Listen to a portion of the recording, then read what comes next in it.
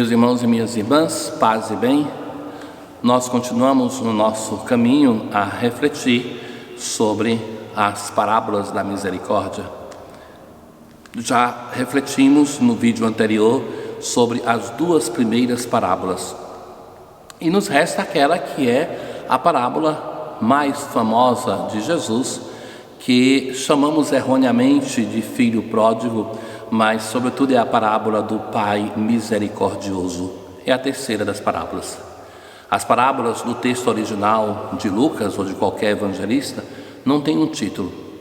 São os tradutores depois que colocam nas edições um nome para a parábola. E chamar essa parábola de parábola do filho pródigo é justo inverter aquilo que Jesus quer dizer com essa parábola. Vejam que, para os fariseus, como já dissemos antes, e doutores da lei, era um desafio aceitar a imagem de Deus proposta por Jesus.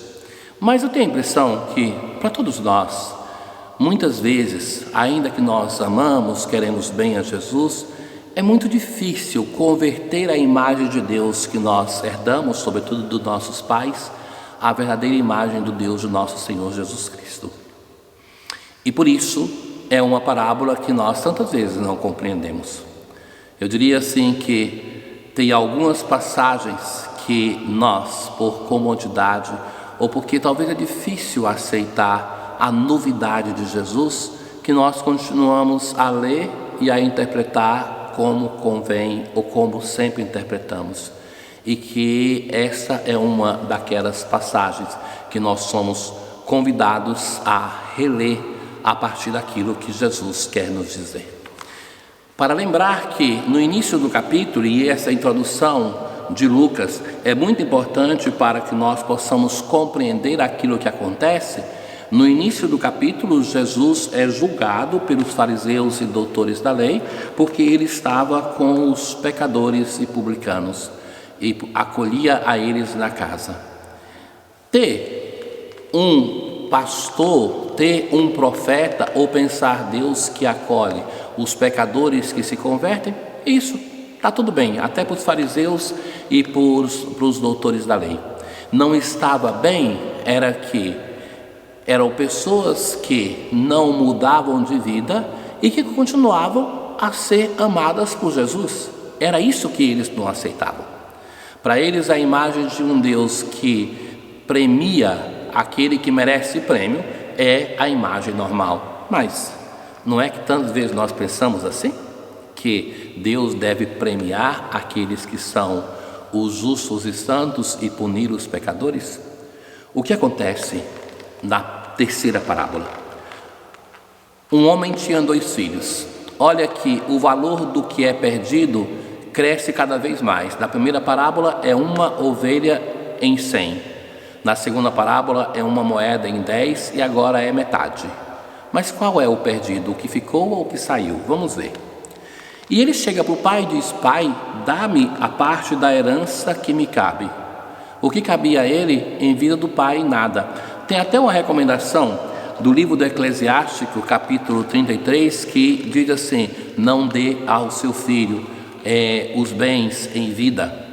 Enquanto você viver, não dê, que seja depois da sua morte a herança.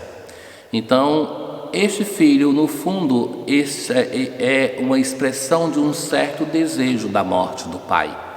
E o pai, o que faz? Aceita. O pai ama livremente. E esse filho foge de casa, vai para longe, para um trabalho mais indecente para um hebreu, que é aquele de cuidar de porcos.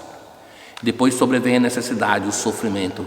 É neste momento que ele começa a pensar. Mas olha, não é neste momento que ele se converte. Nós, para confirmar o nosso esquema de que alguém se converte, Deus ama, nós dizemos que aqui ele se converte. Não, aqui é pior. Ele que até agora chamava o pai de pai, ele está disposto a renunciar de ser filho, ser um empregado porque tem fome.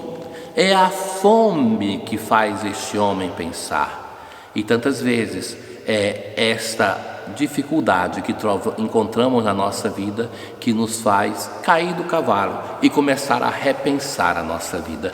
É isso que acontece com este filho, com o filho jovem que parte.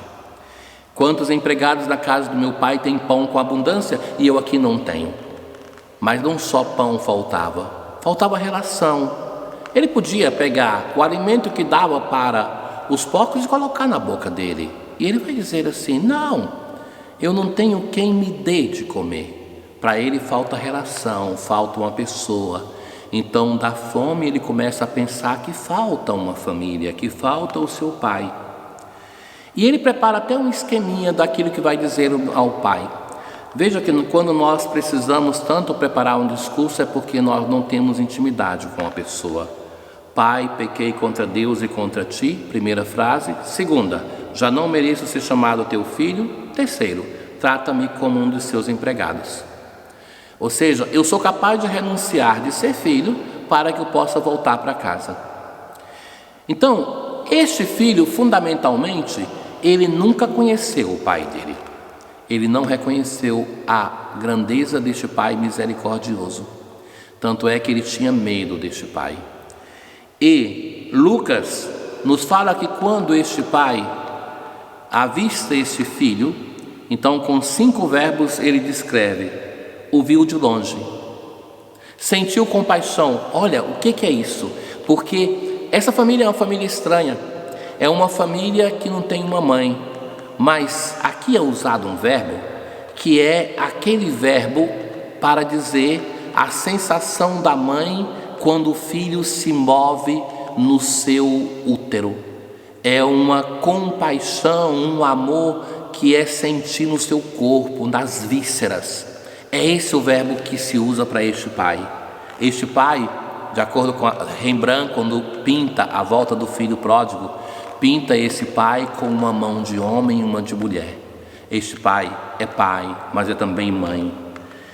E este pai, que é um ancião, corre ao encontro deste filho, não só o abraça, mas se joga sobre ele. Não é verdade que Lucas diz que esse filho se ajoelha. Somos nós, de novo, que pensamos que arrependido ele tem que se ajoelhar. Não, a parábola não coloca o acento na conversão do filho, mas no amor do pai. E cobre este filho de beijo. E aí o filho que tinha preparado, lembra daquelas 3 frasezinhas bonitas para dizer? Diz só 2.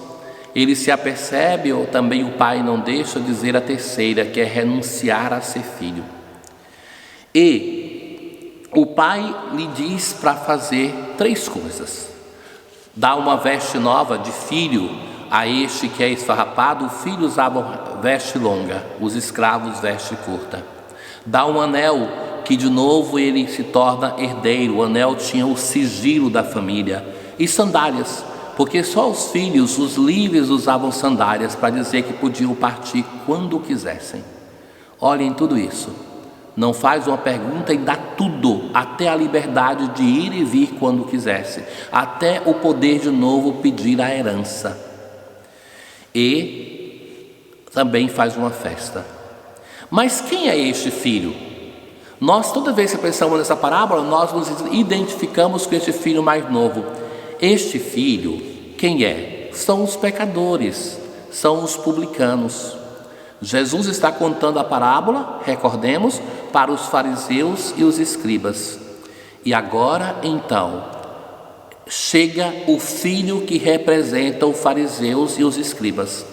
Aquele filho que está sempre em casa, que sempre cumpriu a lei. E que ele chega e logo começa a perguntar. Chega depois do início da festa. Chega do campo preocupado, cansado, talvez irritado. Pensem um pouco, deve ser duro conviver com um irmão assim. O irmão mais novo erra que vai embora, mas também não tinha uma vida fácil com o irmão mais velho. E aí o servo vai dizer: o teu irmão. E observe que interessante, o filho mais velho nunca chama na parábola o pai de pai. O filho mais novo 5 vezes chama de pai. E o filho mais velho nunca chama o seu irmão de irmão. É o teu filho. E quando ele fala com o pai, ele diz assim: eu sempre te servi, sempre trabalhei, sempre te obedeci e nunca recebi. Isso é uma relação de filho ou de um empregado? Este filho foi sempre um empregado. O filho mais novo nunca compreendeu o pai, mas também o filho mais velho, que sempre esteve em casa, nunca fez a experiência de paternidade do pai. Para ele, o pai é um patrão. Tantas vezes nós temos um Deus, a imagem de Deus para nós é esta, um patrão, não um pai misericordioso. Ele até diz do irmão mais novo que gastou os bens com prostitutas. Como ele sabia? Pelo perfil deste filho, ele nunca mais teve contato com aquele irmão que partiu, mas é capaz de até caluniar para dizer que este irmão pecou. Jesus conta essa parábola para dizer assim aos fariseus, aos escribas, a nós, que tantas vezes nós somos aqueles filhos que nunca saíram de casa, que julgam aqueles que saíram, mas que nunca fez experiência da paternidade de Deus. No final, a expressão do pai, filho, tu estás sempre comigo e tudo que é meu é teu. Ele que não tinha percebido isso.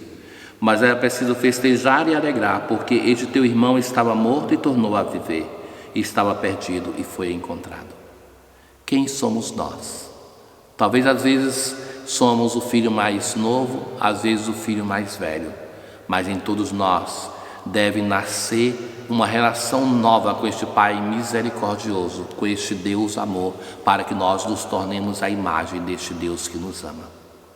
Não basta reconhecer que é Deus, Ele deve se tornar para nós um Pai misericordioso, e este Pai nos convida ao grande desafio da nossa fé, que é considerar que aquele que está comigo, até se for pecador, é o meu irmão. Não é somente filho do meu pai, mas é o meu irmão. Bom domingo. Paz.